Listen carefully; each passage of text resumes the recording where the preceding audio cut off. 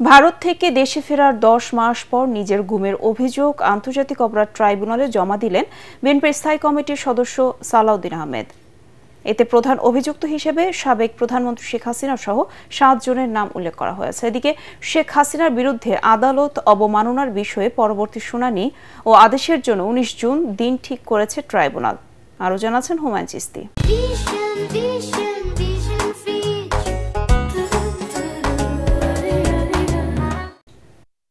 রাজধানীর উত্তরার একটি বাসা থেকে 2015 সালের 10 মার্চ নিখোঁজ হন বিএনপির তখনকার মুখপাত্র সালাউদ্দিন আহমেদ। 62 দিন পর 11 মে ভারতের মেঘালয়ের শিলংয়ে স্থানীয় পুলিশ তাকে উদ্ধার করে। এরপর প্রায় 9.5 বছর তিনি ভারতেই ছিলেন, সেখানেও কারাবন্দী ছিলেন দীর্ঘদিন।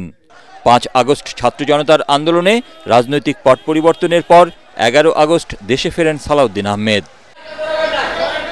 মঙ্গলবার নিজের গুমের অভিযোগ দায়ের করতে বিএনপিপন্থী আইনজীবীদের নিয়ে আন্তর্জাতিক অপরাধ ট্রাইব্যুনালে যান তিনি।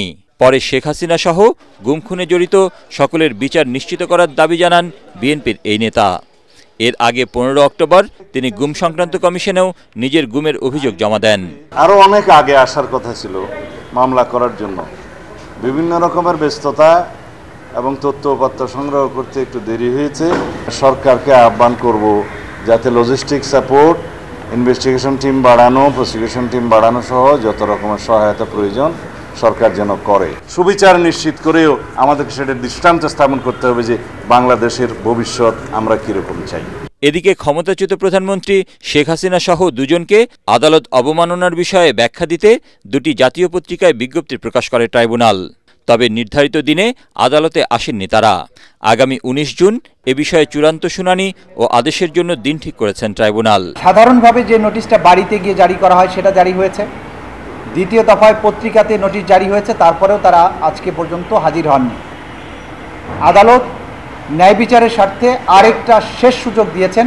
19 জুন পরবর্তী তারিখ নির্ধারিত হয়েছে। ওই দিন শুনানি অন্তে শেখ হাসিনার বিরুদ্ধে দায়েরকৃত যে কন্টেম্প প্রসিডিং সেটার ব্যাপারে আদালত আদেশ দেবেন। জুলাই আগস্ট আন্দোলনে রাজধানীর চানখারপুলে 6 জনকে হত্যার মামলায় কারাগার থেকে 4 আসামিকে এদিন সকালে ট্রাইব্যুনালে হাজির করা হয়। শুনানি শেষে এ মামলায় পলাতক ডিএমপির সাবেক কমিশনার হাবিবুর রহমান সহ 4 জনকে হাজির করতে পত্রিকায় বিজ্ঞপ্তি দেওয়ার নির্দেশ দেন ট্রাইব্যুনাল। হুমায়ুন চিস্তি, এটিএন বাংলা, ঢাকা।